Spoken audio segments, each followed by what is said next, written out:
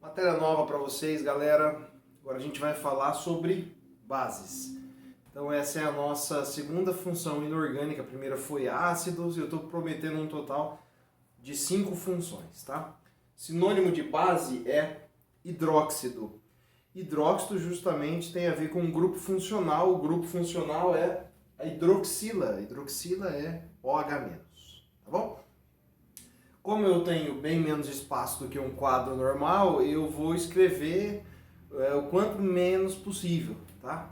Então tudo que der eu só vou falar. Você está vendo da sua casa, no YouTube, ou com o arquivo baixado, você tem a opção de pausar e anotar as coisas no seu caderno. Se essa aula tiver 10, 15, 20 minutos, eu quero que ela dure o dobro. Que você pause, anote, copie, faça da mesma forma que você faria se você tivesse em sala de aula, tá bom? A ideia de eu fazer no quadro é simular justamente isso, senão eu poderia fazer no PowerPoint, mas eu gosto de ir escrevendo, apontando e mostrando, tá bom? Então eu vou só falar a definição de base. Vamos lá. Base é um composto normalmente iônico que se dissocia em solução aquosa, liberando como único ânion o OH-. É um composto iônico, então ele deve ter um metal na sua composição, que em solução aquosa se dissocia, liberando OH- como único ânion, como única carga negativa. Pausa o vídeo, volta no seu caderno e vê lá qual é a definição de ácidos. É mais ou menos parecida. Joga na água e libera o H+, como único cátion, né? Só que lá eu usei a palavra ionização. E aqui eu estou usando a palavra dissociação. E se você comparar aí essa matéria com aquela de ácidos, você vai ver que são coisas até que meio parecidas, né? Por que recebem nomes diferentes? Isso foi explicado no primeiro ano, mas eu quero retomar aqui com vocês, tá? Ionização e dissociação, embora sejam muito parecidos, elas têm uma origem diferente, tá? A ionização acontece para compostos covalentes e a dissociação para compostos iônicos. Professor, não deveria ser o contrário? Não, e você vai entender o porquê, tá? Quando você fala ionização, não dá a entender que você está formando íons. Você está formando algo que não existia anteriormente. Então, aonde que não tem íon? Na ligação covalente. Porque na ligação iônica, o nome dela já está dizendo. Ali a gente tem íons, tá bom? Então, a ionização acontece principalmente para ácidos, que são compostos covalentes, conforme a gente já estudou ali atrás, tá? Eu olho para essa fórmula, HCl, eu não vejo cargas, tá? Porque ele não é um composto iônico. Se eu mostrasse a fórmula estrutural, eu acho que dá para fazer aqui.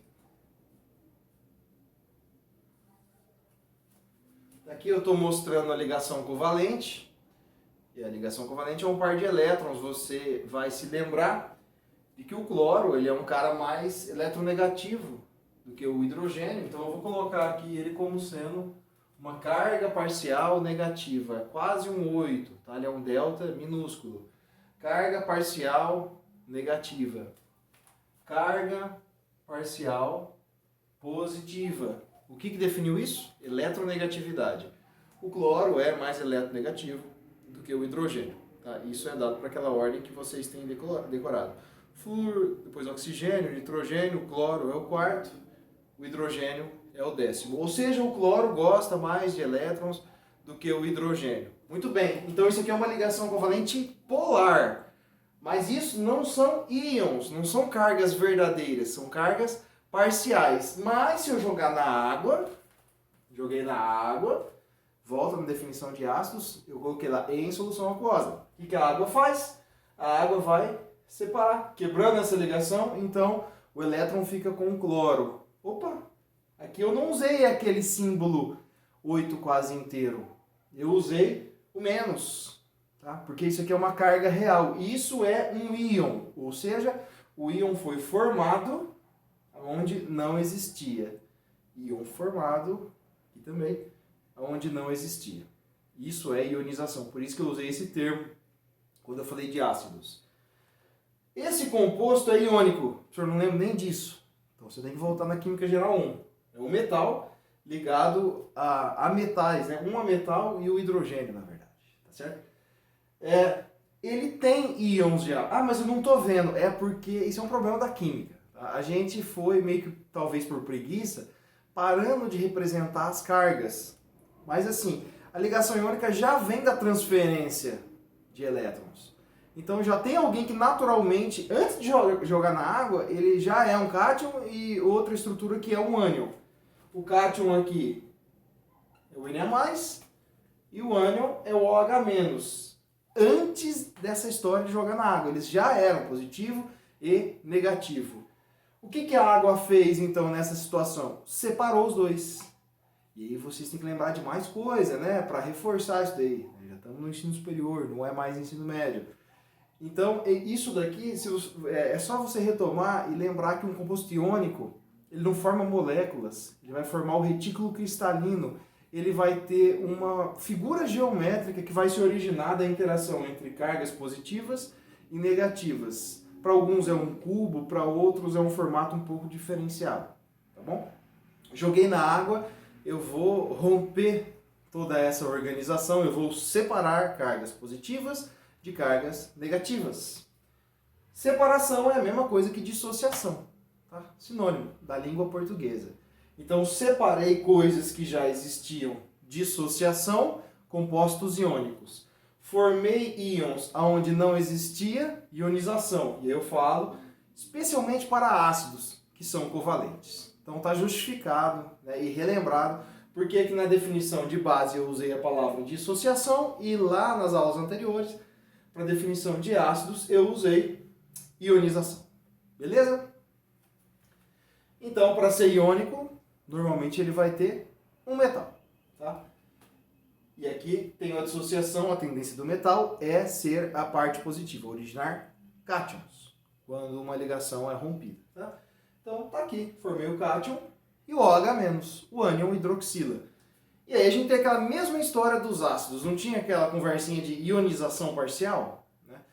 Então, para ácidos que a gente tinha 2 hidrogênios, 3, 4 hidrogênios, aqui a gente também pode ter 2, 3, 4 hidroxilas, só que tem uma vantagem, tá? Não existe nada parcial. Se ela for se dissociar, que daí é o termo correto, né? Ela vai se dissociar tudo de uma vez. Então aquilo que vocês estudaram para fazer em etapas, tinha 3 hidrogênios, 3 etapas. Aqui, se tiver 3 hidroxilas, você faz em uma etapa só. Se tiver 2, que é o caso dessa, você faz em 2 etapas. Então, justificando as coisas aqui. Esse 2 representa a quantidade de hidroxilas, ele já estava ali, mas ele também representa a carga do metal. O metal é 2+, provavelmente, um metal da família 2A, mas também pode ser um metal de transição que assume essa carga mais 2, chumbo, tem vários outros, cobre, que vão assumir esse valor, tá certo? Então esse 2 aqui, tá?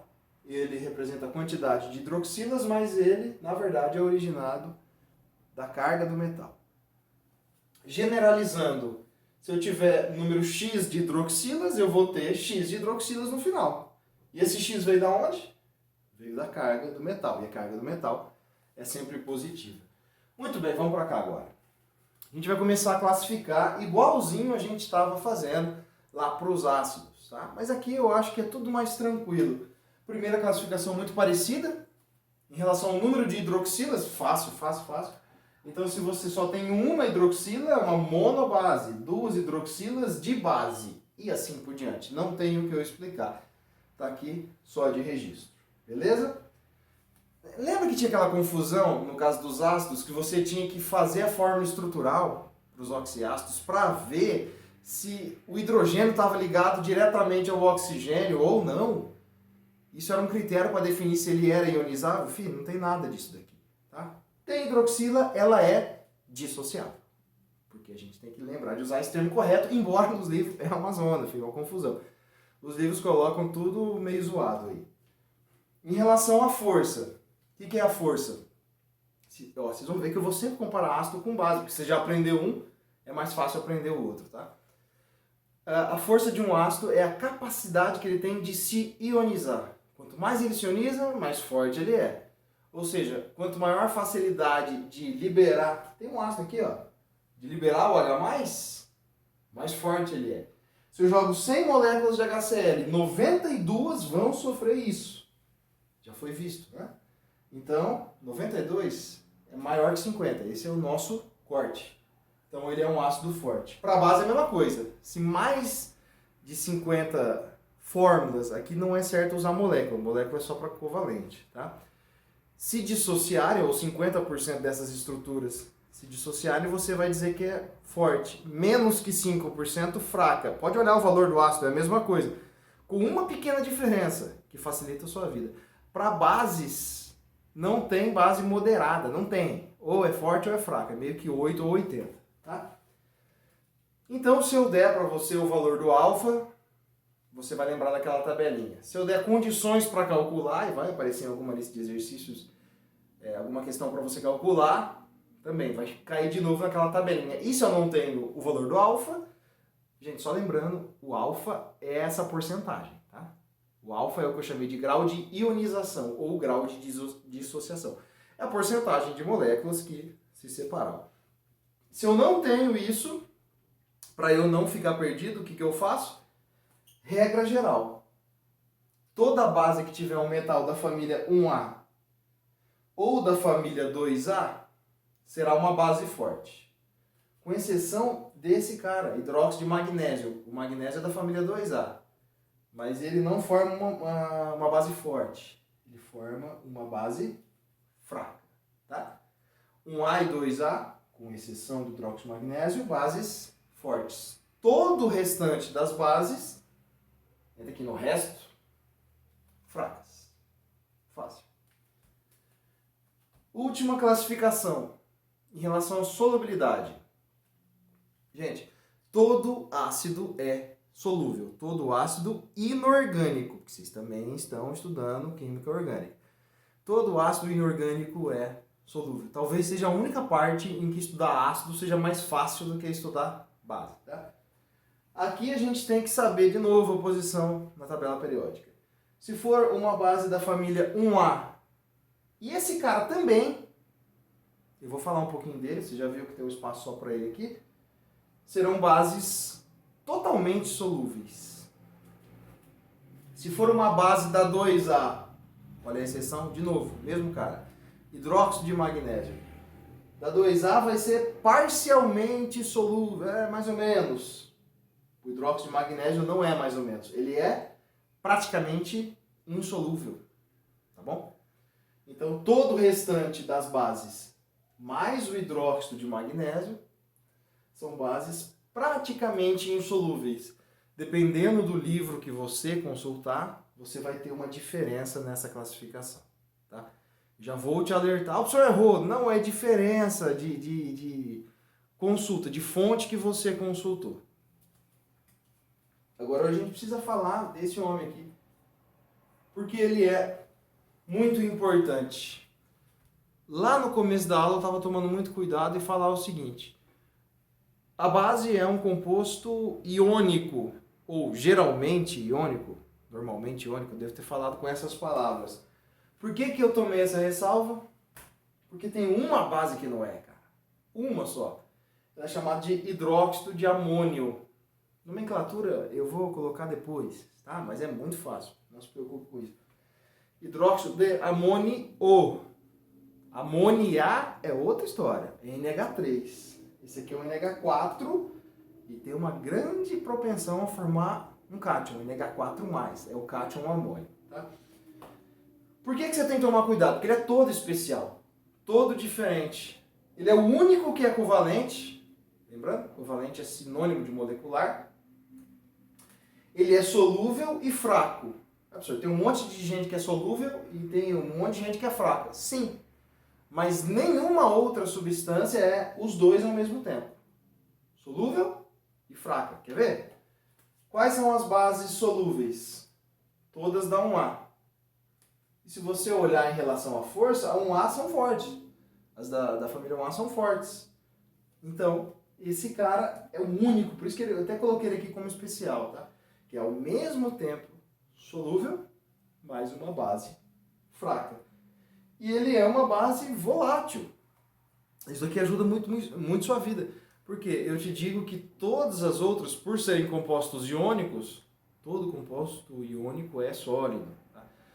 Todas as outras têm ponto de fusão e ebulição lá nas alturas. Pelo menos maior do que a temperatura ambiente, disso você pode ter certeza. Ou seja, todos sólidos à temperatura ambiente. Mas aí entra esse cara como exceção. Porque ele nem é iônico, ele é covalente. Por isso que ele é volátil e seu estado físico é gasoso, de cheiro terrível e muito característico. A gente vai falar sobre ele em outro vídeo e eu vou trazer um experimento para vocês.